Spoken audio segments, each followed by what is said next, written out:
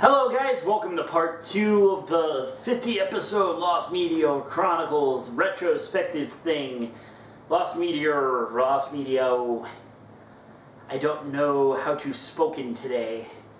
Alright, anyways, we are moving on. This is the part for episodes 26 through 50. Now, for those of you that missed the previous half of this, it's still on my channel. I'll put a link to it in the description below.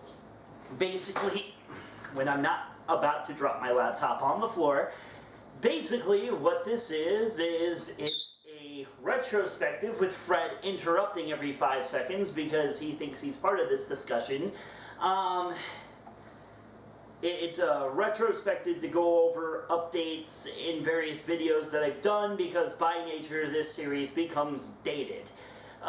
So sometimes the pieces of lost media get found, other times there's new information, other times I just got it fucking incorrect to begin with. So let's go ahead and continue on here with episode 26. And that was the Brad Jones episode, which, I got a lot of compliments for that episode. How did you get Brad Jones to let you interview him? It's actually kind of interesting. All I did was email him. That's it. All I did was just email him. He's a really nice guy. He responds quickly, and I really do, recommend that people interact with him. I mean, I'm sure there's only so many people he'll interact with because he's probably got thousands of people that try to contact him every day. But he, that was a pretty difficult episode to do actually because Trey actually had to deal with cherry picking through about 2 hours worth of interview commentary. And my voice did not make it through, which is why I never ended up posting the entire interview, is because you can't hear my questions. All it is Brad answering my questions. So Trey had to work with that. He had to figure out what Brad was talking about and where. Because for some reason Audacity, or not Audacity, but my microphone was not recording my voice, but was recording Brad's just fine. I never heard back from Brad about that episode, never heard what he thought of it. I mean, it's not like I was expecting the guy to, like, post my video on his site or anything like that. I was just, you know, expecting some sort of, oh, good job, or hey, I didn't like it, you know, whatever. That's his position, though, you know, maybe he just didn't have much of an opinion on it, or maybe I pissed them off and he just didn't want to say anything. Or maybe I'm just a terrible video maker and he just doesn't give a shit about me. I'm sure he has better things to do than to worry about various people who make videos about him, especially when they're trying to expose the movies that he's trying to keep buried in the past. Even though I'm not trying to expose dick and shit, it's just stuff that I found interesting and wanted to talk about, and, you know, it's not my fault he's not entirely proud of the works. Anyways, moving onwards here, MST3K episode, which is often, given a lot of crap for various reasons. Some of them are understandable, others are just bullshit. Like the people that are pissed off and, I let a woman host the show, like, I didn't know that there were red pillars that were part of my audience. Like, really? It was not my intention to try to be revolutionary or edgy or liberal or progressive or whatever. I just thought that Lauren makes good videos and why not let her do an episode of LMC. The audio syncing, I'm not entirely sure. That's another big issue. There's people that had issues with the audio. And some of that has to do with the fact that when Lauren sent me her video file, the audio was completely out of whack with everything else. And I tried to line it back up, and I guess I'm just not very good at doing this. And no matter what, it either looked or sounded worse, or it just made video editing, like later with the voiceover stuff, difficult. and I just figured, you know what, it's probably better to just let it be what it is. She tried to resend it to me like 3 or 4 different times, and it came through the same way each and every time. I don't know if it was the way my laptop was reading the file or what, or she uses Apple and I use regular PC and that's where the difficulty came in. I have no idea. And really it's like you just gotta let it be what it is at the end of the day. You know, it's like we gotta get the video done. She did all this work and I'm not gonna tell her to refilm everything, especially when, you know, this isn't something that's getting posted on her own channel. So the voice syncing was a little, you know, off. Lauren was actually supposed to do a 2 Beats Plus with me, and that was supposed to be the Gorillas episode, and I was going to see what I could do about maybe making her a regular, you know, host after Trey left. And then, I just got busy, and then on top of that, the 3 Doors Down episode of 2 Beats Plus just never happened. So I just kept putting off the Gorillas episode, and eventually Lauren just kind of said, you know what, I'm not that interested anymore. I don't blame her. I'm still someday planning to do a 2 Beats Plus on the Gorillas. I'm not really even sure if I'm going to continue 2 Beats Plus. I keep being on the fence about that show. One second I want to do it again, the next second I'm like, but Adventures in Final Hand is going so well, and so is Lost Media Chronicles. I don't want to throw in this other music review show that's just, you know, especially when so many people didn't really care for it to begin with. So there were a couple of things that she got wrong, like keep circulating the tapes was actually a phrase that was used to encourage fans to keep trading the tapes until they would eventually become legally available for sale. And she misinterpreted that. Season 0, the early episodes that were on that one TV network, I forget what it's called, those have been offered up as part of a Kickstarter event. They actually released some of them when they were trying to get the new MST3K going for the Netflix release. They went ahead and released some of those early episodes. I'm not sure if that's all of them. There's still some missing MST3K material, and there's not too much that's really developed since then. Some people think that my video is partially responsible for that coming to fruition, but that's not necessarily true. They were actually considering doing that long before my video ever came out, and I don't think any of the cast members ever saw my video, or her video, let's face it, that's Lauren's video at the end of the day. All I did was edit it and put footage over it, so I think she did a pretty good job. Most of the technical issues were on my half, because it's one of the first episodes I had to edit on my own without Trey's help.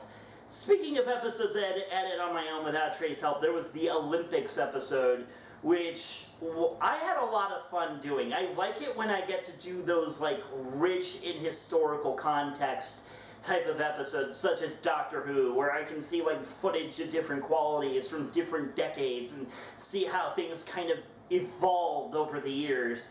And I really liked the Olympics one because I got to really explore a subject matter as far as, you know, Lost Media goes, it's not that widely talked about.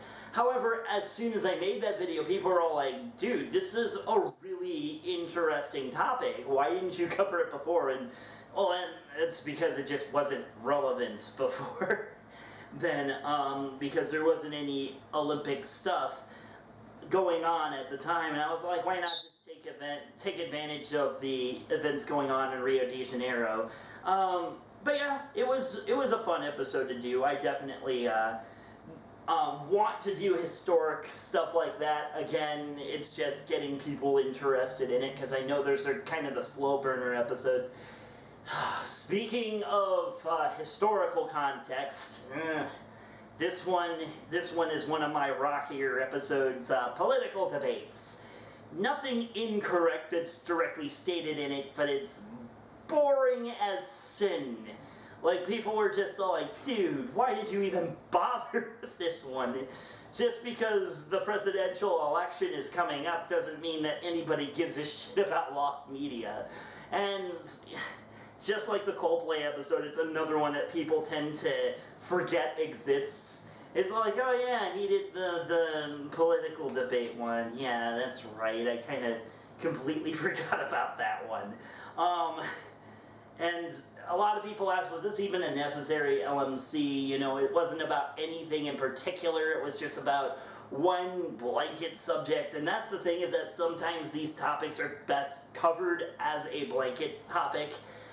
Because if you just talk about individual things, it's like it doesn't matter, because no one really cares all that much about those individual things. It's just a blanket topic in general.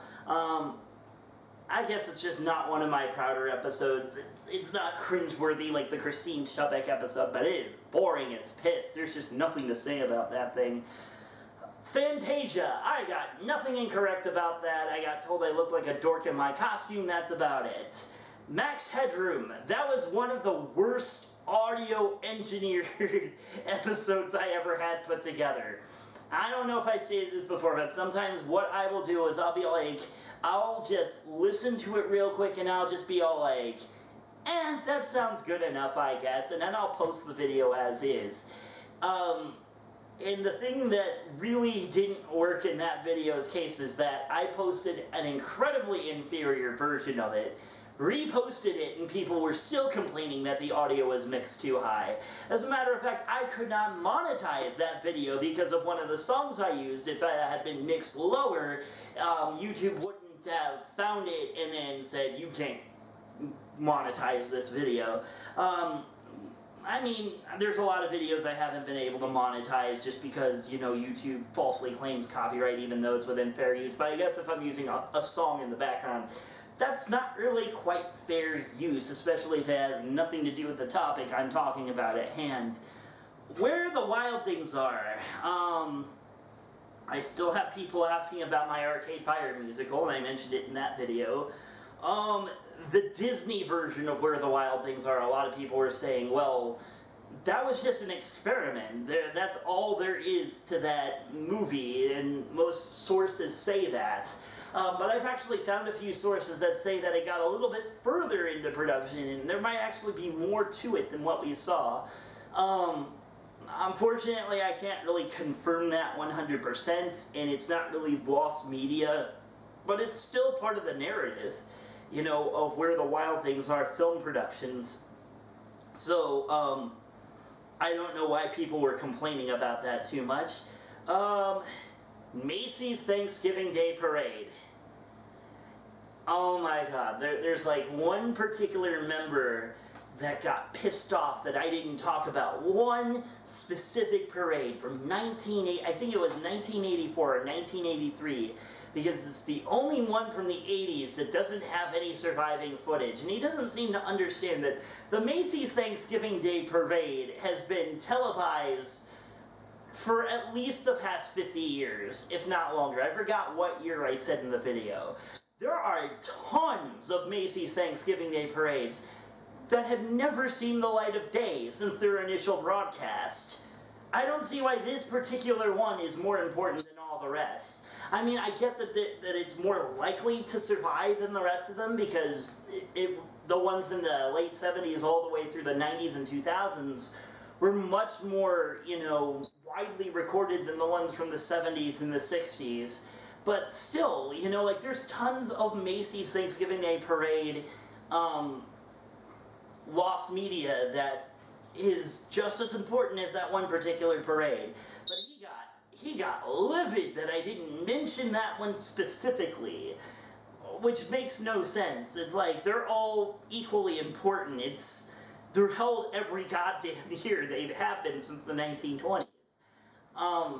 Fred agrees. The Fleet Foxes episode. Yes, I know, there's a new Fleet Foxes album out. I haven't listened to it yet. I've been incredibly busy, and I'm not really good at keeping up on new music like I used to be. I kind of review the old stuff, or, you know, I just recently listened to the Beyonce album from last year for the first time. I think it's utterly fantastic. I haven't even decided what my favorite album of last year was. There's tons of albums that have been released by artists that I've reviewed through 2 Beats Plus that I haven't reviewed those new albums for because I've been so goddamn busy, and so have my 2 Beats Plus co-hosts. That's another monkey wrench to throw in there. So yeah, like, I haven't listened to it yet. Apparently I got a lot of people into the Fleet Foxes with that episode. You're welcome. And I had more people asking, what about those other albums that, you know, have missing tracks? Are you going to cover those as well? And the answer is yes, eventually. Here's the thing. I don't want to take advantage of that type of format, you know, because sometimes it just makes sense to talk about the lost media whenever I'm reviewing the album. And it makes no sense to not cover the material on the album as well when I do that. Like, obviously, there's the Blue Niles hats, which I've been wanting to do for a while. There's, next year I'm definitely going to be doing the Slow Dive episode, which was South Locky, because that has at least 20 remaining tracks that haven't surfaced.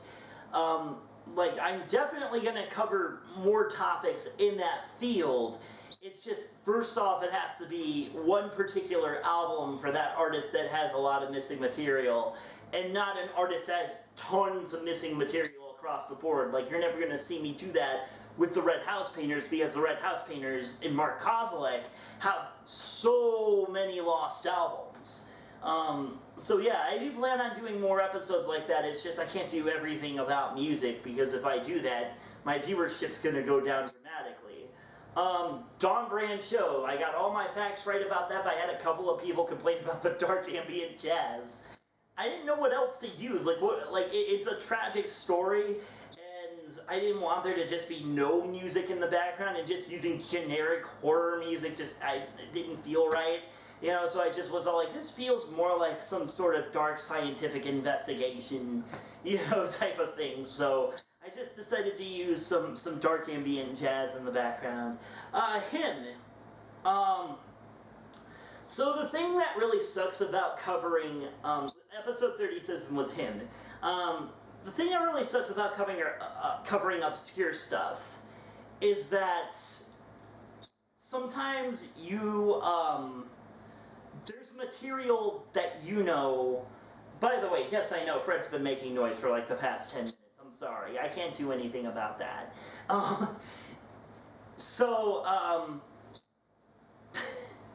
The thing that sucks about covering obscure stuff is that there's specific facts that, that you don't really know that other people do, and they find these things out by doing like detective sleuth work. And one of my viewers had been doing that with this movie, and this isn't commonly available knowledge. Like, this guy made phone calls to places. So him actually played in more than just a couple of theaters. Actually, it's suspected that there was about 7 or 8. This guy left an actual comment on my video, which you can check out. I actually pinned it as one of the top comments. And he found out that there might have been multiple prints of the movie. See, he's not happy that I'm talking and I'm not paying attention to him. He's gonna do that. There's multiple copies of the movie. There's dozens of speculated things that about this movie that I didn't even mention in the initial video, and it's not necessarily my fault, because they're not things that most people know, because most people don't spend, you know, months of their life you know, doing research on gay Jesus films. Superman. Early concept art. I had a lot of people saying, why is this even necessary? You know, this is something related to early concept art. Everything has early concept art. Every form of media does. Why is this one particular comic so darn important? And the simple answer is that because of its cultural importance. Superman is the reason why superheroes are so damn popular these days. So any type of artwork that we can get of this is significant. And don't get me wrong, I don't think that we should get, you know, concept art of every single superhero. As a matter of fact, I get people asking, can you do Spider-Man? Can you do X-Men? No, I'm not, because that early concept art is nowhere near as significant as Superman's. Superman is basically, like, that's a cultural mainstay, even more so than the Marvel superheroes, than the other DC superheroes. So no, I will not be covering any other superheroes when it comes to that type of material. However, I do plan on covering other forms of Superman-related media, such as the radio show, which has a very interesting story behind it, but it has like 1,200 episodes, and I believe of those 1,200 episodes, only like 200 or 300 survive. And then on top of that, there's the Superman 64 game, which had an alternative version, which was much different than the final product, which was awful. There's a lot of Superman stuff I've been wanting to talk about. I was trying to actually throw it into that video, but it just, like I said, when it comes to some pieces of media, you can only talk about so much before it starts feeling off topic. The Velvet Underground episode, I got most of my facts right, but there was one very specific thing that I forgot.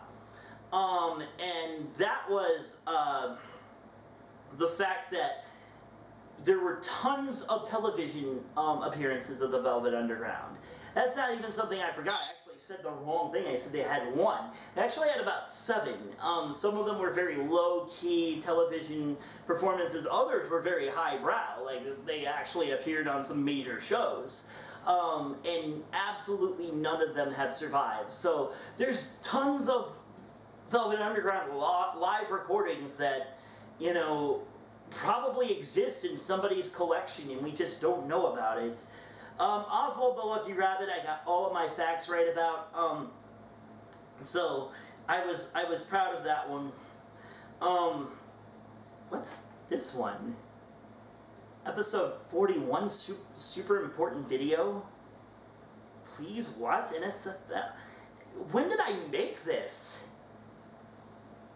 I don't remember. That's so weird. Why is that on my channel? I'm Jerry Suckator. What? Who is that? I want to talk. I want to talk to people. Not again. No. I like staring socks. Can you feel the love tonight? No, God, get out of my head. Jerry. Get out of Jerry Suckator. No. Come on down here.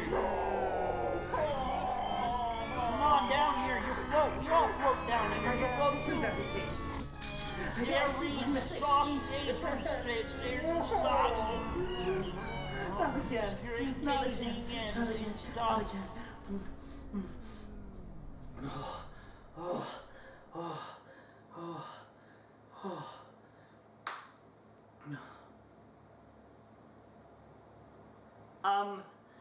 Hi. Let's just continue and pretend like that didn't just happen.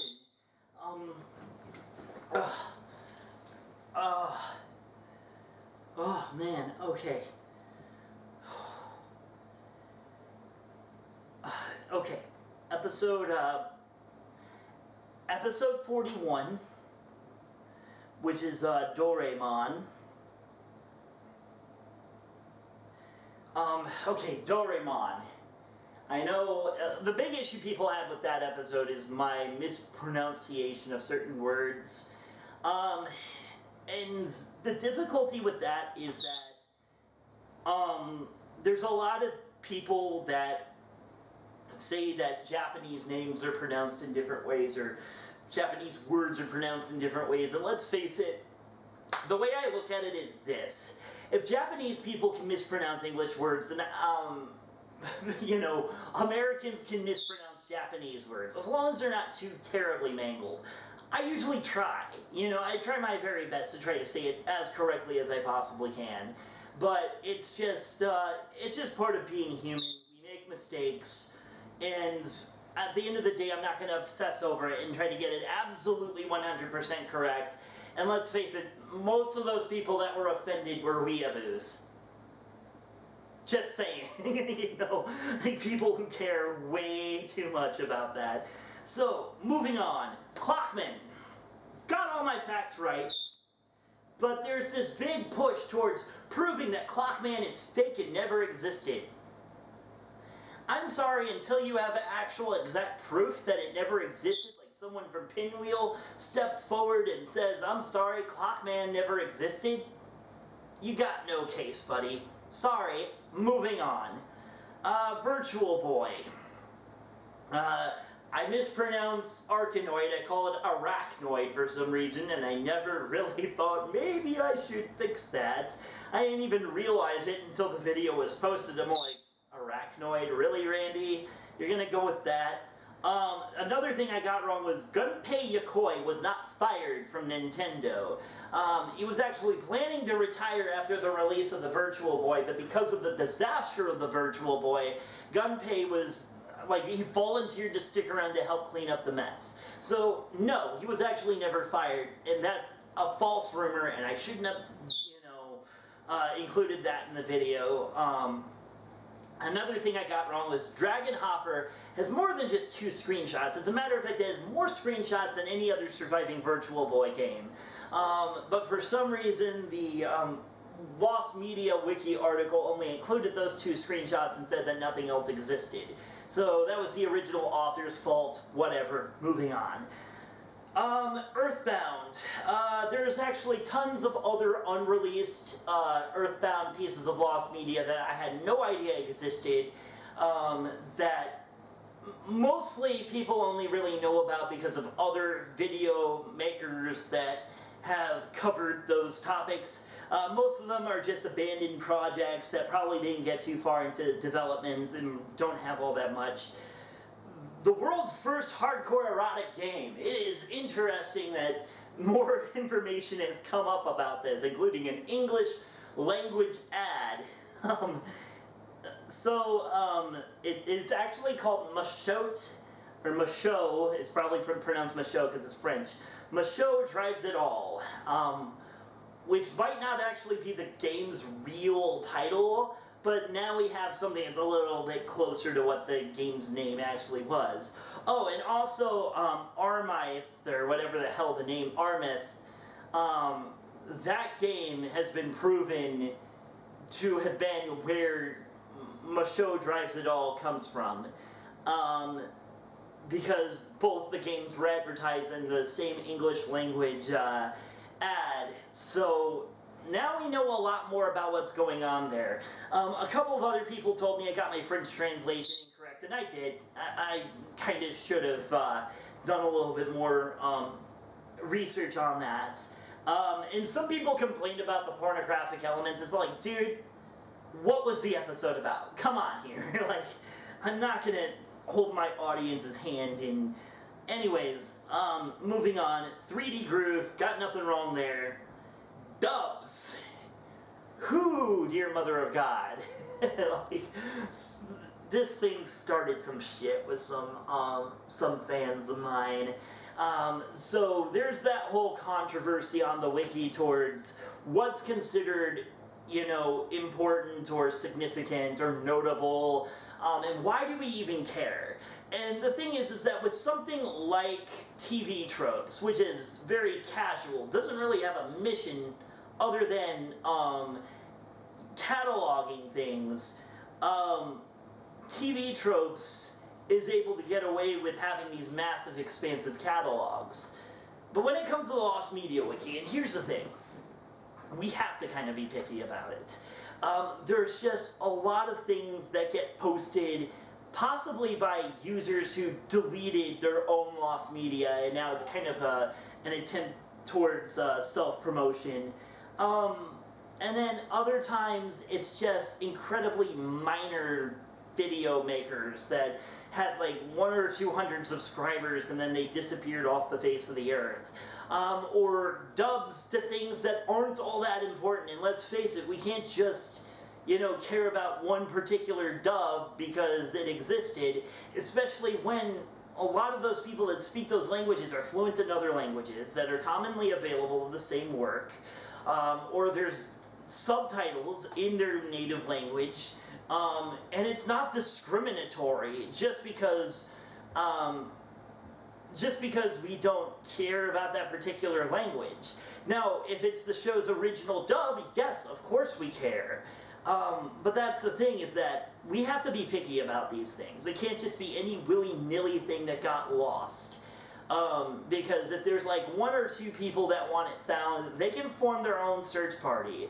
Or maybe they can prove that it's significant. But most of these people don't do that in these articles. They just write what's available and whether or not it's truly lost or something like that. And it feels cheap. It makes the website feel cheap and not that important when we throw those things in there. And yes, I had one person that say, so this is only stuff that I care about and nobody else cares about, Media Wiki. And that's not true, because there's some things that us particular admins don't care if it ever gets found. But it's significant enough because it's notable enough that we'll let it exist. The only other things that don't get articles are things involving violence against children and the like, but that's a different topic for a different day. We have to have some sort of standard for the wiki, and I understand that it upsets some people, but that's very important towards getting people to take your site seriously, is that you have to have some sort of quality control. And I guess maybe some people will look at it as, well, that's actually what exactly makes your site not get taken seriously. But I think more people care about that notability factor than the people that want everything to be allowed to have an article. I have people asking, when am I going to cover Albanian SpongeBob? I'm never covering Albanian SpongeBob. I'm sorry. People stating, is this a necessary episode? And I think it is, because it talks about dubs. Some of these episodes are going to be blanket topics. Not all of them. I'm going to try my best to make sure it's like less than 5% of my episodes are going to be like this. I really don't want to make it that many of them. It's like 2 out of 50. 2 out of 50 so far that have been like that. 1/25 of your episodes has been about blanket topics. But why not just make it a vlog? Or, excuse me, why not just make it an editorial or a vlog? Because it's still an official episode, it's still executed in the same way. There's no reason why it shouldn't be an official episode. It's not like I'm just talking about general lost media related things. And then, of course, I get people asking, when am I going to cover Portuguese Phil of the Future? Listen to me. Portuguese Phil of the Future is a meme that I started and kind of forced down people's throats. I'm not genuinely covering Phil of the fucking future in Portuguese. It's not happening. It's not even an interesting story, because there probably is no story. Because there probably is no Portuguese dub of Phil of the Future. Even though I'm sure nobody has actually genuinely asked when I'm doing Phil of the Future. Moving on. Trigun. Got all my facts straight. And finally, Doctor Who. Here we go. Hi there, Whovians. Thank you for not ripping my video to shreds, because you probably could have, and you didn't. I was expecting some rabid frickin' fans. I really was. Instead, I got that ass rape in the form of my Death Grips video. So, thank you guys for being accepting of that video, because I've heard terrible, terrible things about Whovians. So, thank you. And on top of that, thank you guys for watching my channel. No, the Lost Media Chronicles is not ending. No, the Lost Media Chronicles is not ending. I stated that in the video, and yet there's still people that got incredibly upset, thinking that it's ending. It's not ending. It's just gonna kind of slow down a little bit towards the end of the year here. And there's gonna be a new co-host, as a matter of fact. And those of you that have been following me on the Discord, you already know who that is. and yes, she is romantically involved with me, and yes, that is a big development here. And I hope you guys welcome her with open arms. Her name is Amanda. She's really funny and really interesting and really talkative, which I hope that spirit translates into the actual video, because I don't want somebody who just does a dry delivery whenever they do these, because a lot of people tend to do that. And really, I'm looking forward to new types of material coming out. She's gonna cover ground that I've never covered before, and she's probably gonna write it better than I do.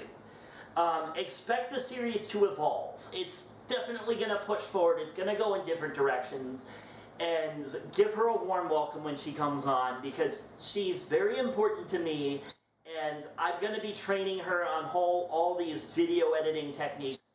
But as far as things like acting, camera presence, all that type of stuff, she's already got that down better than I do. Because she was part of theater. She knows how to present herself in that sort of light. So, anyways, thank you guys for watching me talk for God knows how long. I'm sure this video was longer than the previous one. And if you excuse me, I gotta take more medication before the voices come back. I mean, I gotta take more medication before Fred, gets mad at me. See you later.